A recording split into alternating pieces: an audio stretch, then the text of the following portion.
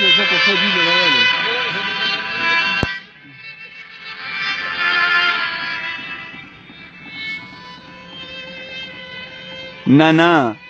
سپی نه د انسان راپسې کېږي، نه سپی نه د انسان راپسې کېږي، بل څوک نشته دا خپل ځان راپسې کېږي. خوب مې ولیده تعبیر یې راته وایه، خوب مې ولیده تعبیر یې راته وایه، لویه لاره د ماران راپسې کېږي. لوی سړی شم خو بېګپه لا یریږم، لوی سړی شم خو بېګپه لا یریږم، د شپې نه ګرځم پیریان راپسې کېږي. شاعري بس کوم نور نه لیکم شعرونه، شاعري بس کوم نور نه لیکم شعرونه، شعر چې ولیکم مولیان راپسې کېږي. خپې مې ټیک دي ځمکه هم په ځای ولاړه، خپې مې ټیک دي ځمکه هم په ځای ولاړه، او سر مې ټیک نه دی اسمان راپسې کېږي. ما په ژوند کې ګټه ونه کړه صاحبه، خو چې چرته ځم تاوان راپسې کېږي. ګرانو مینوالو، یو ځل بیا په پروګرام ادبي ملګرو کې ستاسو قربت صاحب مانیروال تاسو ته مخاطب دی. هیله لرم چې روغ جوړ وئ، خوشحاله وئ، ژوند نه به مزې اخلئ، او په دغه هیله چې بل به هم ژوند ته پرېږدئ، د ژوند رنګینو ته، ژوند خوشحالو ته یې پرېږدئ. ګرانو مینوالو، څنګه چې تاسو ته معلومه ده چې په پروګرام کې موږ سره یو میلمه وي، او هغه نه شاعر وي، هغه ادیب وي، د هغه نه تاسو ته موږ د خوند رنګ خبرې، د خوند رنګ شاعري ډالۍ کوو. ملګرو، نن هم مونږ راغلي یو چارسدې ته، او چارسده کې یو داسې کلی دی چې ډېره اوږده علاقه ده. چارسده واړه نه ده، ځکه چې زه خو په راتګ باندې ستومانه کړی وم، خو راغلي یو کتوزو ته راغلي یو. د کتوزو په های سکول کې ناست یو، یو داسې استاد شاعر سره ناست یو چې هغه هم د ادب کې استاد دی، هم د مکتب کې استاد دی. د کتوزو های سکول کې یو، او راغلی یو چې سحر کتوزي صاحب سره ناست یو، چا چې دی یو ډېر ښه غزل لیکلی دی، چا چې یو ډېر ښه شعر لیکلی دی، چا چې ډېر ښه نظم لیکلی دی. هغه خواته ورځو، هغه سره دعا سلام کوو، هغه سره مختصر خبرې کوو، بیا به ترېنه غزل اورو. راځئ ملګرو چې هغه سره په شریکه باندې میلاو شو. سحر صاحب په خپل پروګرام کې درته هرکلی وایو. ډېره مننه جي، ډېره مننه. سحر صاحب دا راته ووایه چې دا خو ډېره ښکلې علاقه ده ستاسو، ډېر زیات آبادي هم ده، او ډېر زیات فصلونه هم دي پکې شنه، او ګلونه هم دي پکې، او ډېر ښکلی سکول هم دی پکې. د بخښنه غواړم استاد مو د کلاس نه راپاسو، او ډېر قیمتي وخت یې موږ له راکړه، ځکه چې بچي پرېښودل او موږ سره راغی او تاسو ته شعر ډالۍ کوي. یو جهان مننې کوو. استاد جي دا راته ووایه چې ټولنه شته دلته کې ستاسو تنظیم؟ منیروال صاحب، ټولنه اول خو زه ستاسو ډېره ډېره مننه کوم چې تاسو د هغې د دې تشریف راوړو د ثوابین رالی دلته. دا یقینا چې ستاسو د پښتو شعر و ادب سره او د پښتون قام سره د مینې یو واضحه ثبوت دی. تاسو ته او ستاسو ملګرو ته زه هم دلته هرکلی وایم. او کتوزه ډېر تاریخي کلی دی، د زرو کالو نه زیات پخوانه آباد دی، او دا علاقه چې ده دا زمونږ د دواوې په نوم مشهوره ده. مصری خان ګیګیاني چې ډېر مشهور د رحمان بابا، خوشحال بابا د عصر شاعر دی، هغه زمونږ د خوا کې کلي کانګړۍ سره تعلق لري. او نور هم د علاقې ډېر لوی لوی شاعران، ادیبان، عالمان په هر میدان کې د ژوند پیدا کړي دي. او شاعري دلته کې چې هم دی نو نثر هم او نظم هم د ادب دواړه اړخونه دلته ډېر په پرمختګ کې دي، په وړاندې روان دي.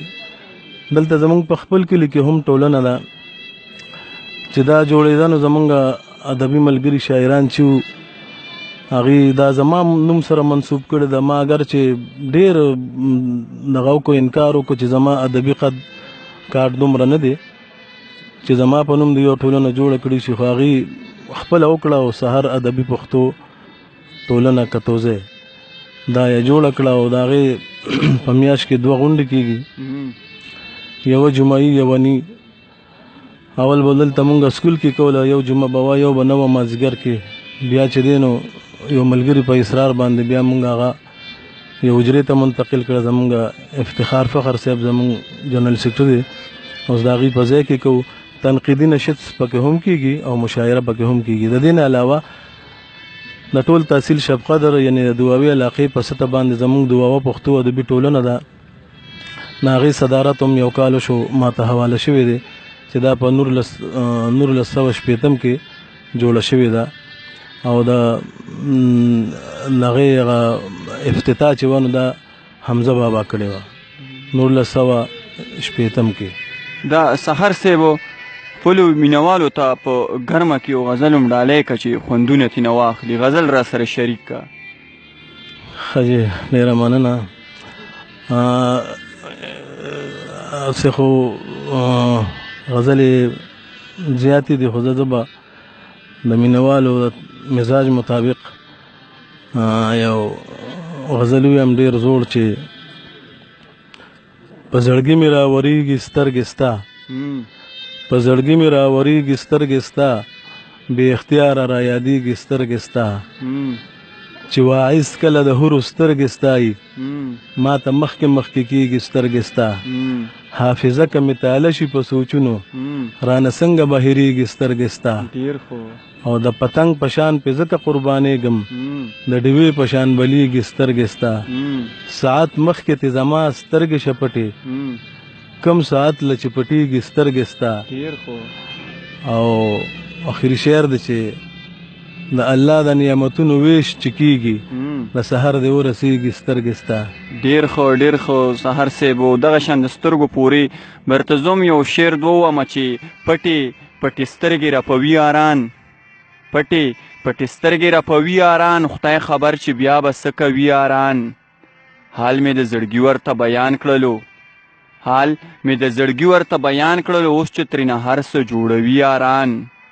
دا مې یاران نه دي دشمنان مې دي، دا مې یاران نه دي دشمنان مې دي، یار چې مې د غېږې تختوي یاران. داسې قتلګاله صاحب راوستم، داسې قتلګاله صاحب راوستم، نه مې مړ کوي او نه مې پرېږدي یاران. استاد جي خپلو مینوالو سره بل غزل هم شریک که چې خوندونه ترېنه واخلي. غواړم چې یو 2-3 قطعې د غزل په ځای ووایم، هغې مقصد لږ زیات پروت دی چې یوه قطعه ده چې د مایوسۍ غېږه کې ځکه مې ارمان اوده دی، د مایوسۍ غېږه کې ځکه مې ارمان اوده دی، چې د بې شمېره وادو منځ کې مې جانان اوده دی، او اوده که نن نه وي سبا خو به راویښ شي که نه، اوده که نن نه وي سبا خو به راویښ شي که نه، راویښ به نه شي چې په ویښه کوم انسان اوده دی. او د قیامت زیرې ولې نه شوې 21مې صدۍ، د قیامت زیرې ولې نه شوې 21مې صدۍ، ستا په راتلو چې هم د لرو بر افغان اوده دی. بله قطعه ده شهنشاه زه یم که ته یې د الفت په سلطنت کې، شهنشاه زه یم که ته یې د الفت په سلطنت کې، ته د حسن په تخت ناستې زما تاج په سر د مینې، او ته پیغور ته په جړا شوې، پیغور ما ته په جړا شو، ته د مینې په شر واوښتې، په ما واوښته شر د مینې. ډېر ښه ډېر ښه. ما چې څنګه تاسو ته د پروګرام په شروع کې وویل چې ډېر استاد شاعر دی، دې کې هېڅ شک نشته، چا چې ډېر زیات کتابونه لوستي دي، چا چې ډېر زیات لیک کړی دی د پښتو دپاره، پښتو شعر دپاره. یو پوهنه او د نثر کتاب دی، د نثر کتاب پوهنه هم استاد یې لیکلی دی. داسې ډېر هم لیکې کړی دی. انشاءالله چې راتلونکي وخت کې به کتابونه هم مارکیټ ته راځي، شاعري به یې راځي انشاءالله. زموږ استاد شاعر دی، زمونږ باندې ډېر زیات ګران دی. موږ چې راځو به ولا هسې په یو پروګرام باندې به رانه ځان نه خلاصوي، بیا بیا به راځو د ملګرو په غوښتنه باندې به راځو. ډېرو ملګرو به د سحر صاحب غوښتنه کوله، هم بس نن په لاس باندې راغلی دی او دا ویډیو مو ترېنه وکړه، خو داسې په څو کتو په یو غزل یې نه پرېږدو، بل غزل به ترېنه اورو. زه به ورته یو کته ډالۍ کړمه چې ما روپۍ او تا ډالرو باندې وجني، ما روپۍ او تا ډالرو باندې وجني، لر په بر او بر په لرو باندې وجني، پښتانه په ټوپک نه مړي لیونیه، پښتانه خلک خبرو باندې وجني. استاد خپلو مینوالو سره بل غزل هم شریک که، د خپلې خوښې که روماني ورته وایي که سنجیده ورته وایي، چې څه تاسو باندې ښه لګي هغه ورسره شریک که چې خوندونه یې ترېنه واخلي. مننه.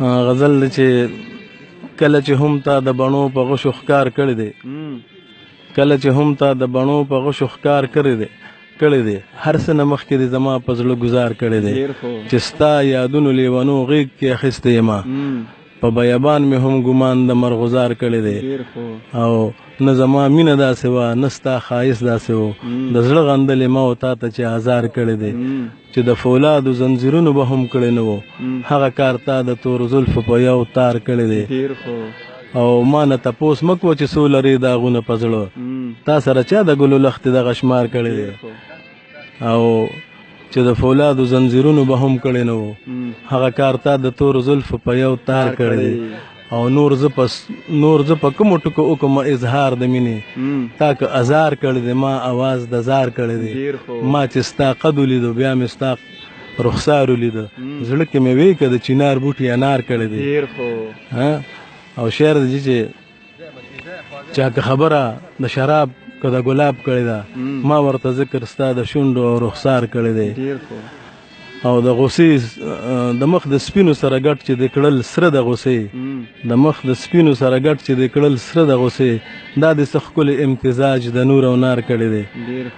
او اخري شعر دی چې تا یو کم سلو پسې وکړه چې سلمه واده، تا یو کم سلو پسې وکړه چې سلمه واده، سهار په داسې حال کې هم ستا انتظار کړی دی. ډېر ښه دی، ډېر خو ګرانو مینهوالو د سهار صاحب نه تاسو بل غزل هم واورېدوئ، خلک چې نښه ولي ګوري ورته، خلک چې نښه ولي ګوري ورته، او تا چې مخ پټ کړو نو ګزار دی وکړو. اخري کې راباندې ګزار وکړو، ډېر ښکلی غزل مو ترنه واورېده، همداسې به ترنه نور هم ښکلي روماني غزل یورو. الله دې وله ډېر ژوند ورکړي زموږ ټولو ملګرو سره، ټولو پښتنو سره، والله دې زموږ په دې پښتنه خاوره باندې امن راولي.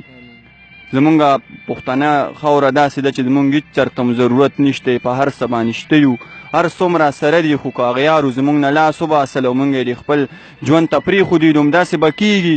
زمونږ چې اوس نن د کوم دور نه وځو دا به داسې نه وي. زمونږ زلمي چې دي هغه قلم سره کتاب سره مینه کوي، د ټوپک نه ځان ساتلی دی، انشاءالله همدا به داسې کېږي. زمونږ را خوب به رخچا کېږي. ګرانو مینهوالو ډېر زر به وي چې په یو بل پروګرام کې به د یو بل ملګري سره، د شاعر ملګري سره بیا مخاطب کېږو.